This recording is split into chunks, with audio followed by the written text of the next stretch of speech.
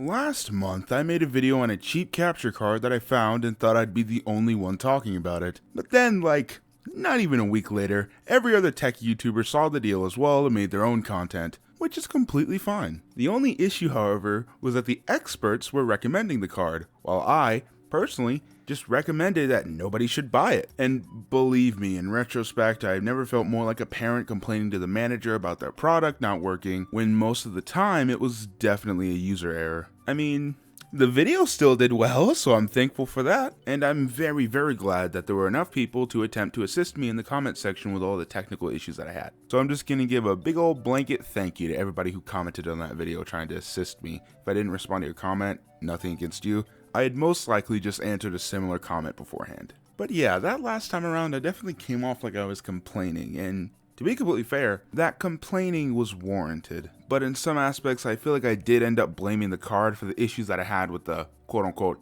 company itself. BlueAVS said that they had a 1-year warranty, but then didn't accept my Amazon return reasoning? I legitimately did not know that you could even do that. This all resulted in a week-long email conversation. Not only did it take forever for them to respond, but they even lied to my face regarding the card's audio capabilities. All of this because I paid $50 and got a faulty unit.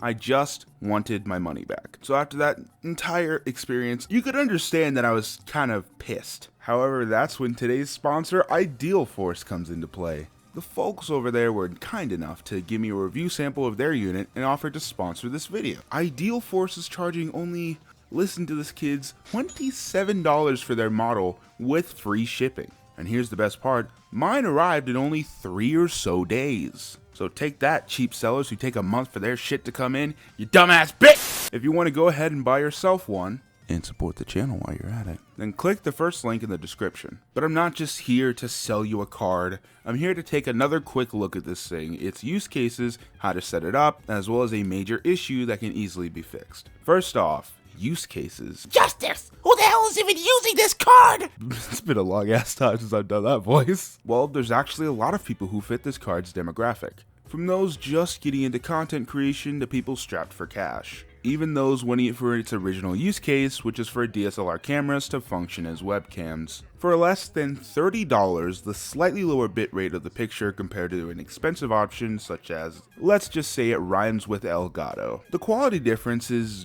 definitely present, but it's not so bad that I don't recommend this card. It's not so expensive that it burns a hole in your wallet and leaves the idea of upgrading to a more professional card later down the line open for the buyer. It's kind of like most computer hardware. If I'm buying a damn 1080 Ti, then I'm definitely not going to upgrade for a very, very long time. So to know that I'm getting pretty decent performance for a third of the price is good for all consumers. You know, after uploading the last video, I realized that a lot of the people who are interested in this card aren't technologically inclined, which is completely okay. As I've showcased firsthand in the last video, I'm not so tech savvy all the time myself. So here's what I'll do. I'll show how to set this up on the oldest laptop that I have. It's a Dell Inspiron laptop that was issued to us high school students all the way back in 2014. Yes, this laptop is about 6 years old. That number does scare me. And to be honest, this laptop was pretty low end when it even came out, could barely get Battlefront 2 to run on it, but for some reason it's just been dependable as hell for the entire 6 years. So for our lowest end test run, I'm going to be using this to explain some concerns that do sprout up if you have a mid to low end PC. Since this card only has one HDMI input due to it being meant for a camera, the only way that you'll be able to play the game you're recording is through the preview in either Streamlabs, OBS, or whatever recording software you're using at the time. And if you're already a gaming content creator or even a streamer, like me, then you already know firsthand that this is taxing on your CPU, especially if you're working with older mid-range hardware like I am. For instance, recording on both my old laptop and my newest PC that I use for editing, the CPU usage ranges from about 98 to 100%, which is not safe whatsoever, especially for long periods of playtime. But what's even worse is that this is what results in frame rate drops. Yes, it can be the video game console you're playing on, but after using my HD60S Plus and retesting this device, 99 times out of 10, it's your PC. The only way to relieve that stress is to turn on performance mode. Both Streamlabs and OBS have this. It's where the preview turns off entirely, so without that preview needing to be up to date constantly, the CPU now ranges from about 25 to 30% usage. So my advice still stands to buy a HDMI splitter. It takes that HDMI input from your game console and allows it to output to two places. So one HDMI cord into your card that plugs into the computer, as well as an additional cord that goes into a TV or monitor that you can use to comfortably play the game while also getting that sweet, sweet performance. Because I've learned, whether we want to admit it or not, your PC is dependent on how good of a recording you will have in the end. Now, this card isn't going to force you to have USB 3.0 like Elgato's. Yeah, USB 3.0 has been around for like a decade now. And yes, it's fairly easy to buy a USB 3.0 card for your PC. It doesn't require that much work to put it in. But that isn't an option for a lot of people. And as I said before, not everybody is tech savvy. Not everybody wants to bust open their fucking computer and look around and poke around and diagnose whatever STDs it has. But that's why this card is so appealing. It's essentially plug and play. Setup is ridiculously easy. You just plug it into the PC with whatever console you want set up, plugged in through HDMI, boot up your recording software, add a video capture input. There should be a drop down menu where you can select USB video. That's what you want to select. Set whatever you want your video to output into your settings. This card can output to 1080p, so that's where I have my settings at. And there, you're all set.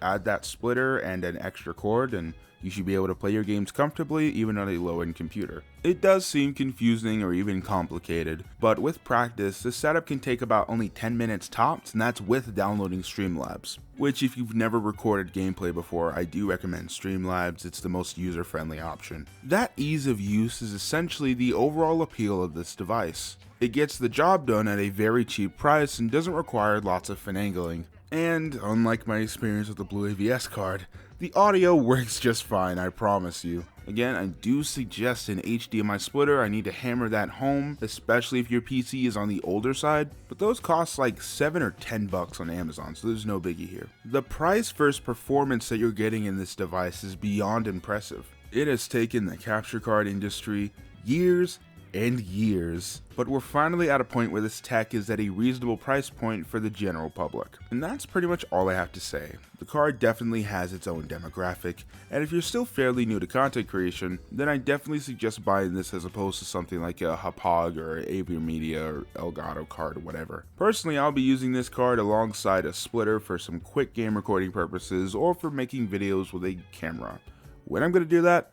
No damn clue, but it is good to know that I have this card at my disposal now. Thank you again to the kind people over at Ideal Force. I'm very grateful to have you guys as a sponsor. Again, if you want to pick this up and also support the channel while you're at it, then click the first link in the description below. I don't know why my voice cracked, but fuck my life.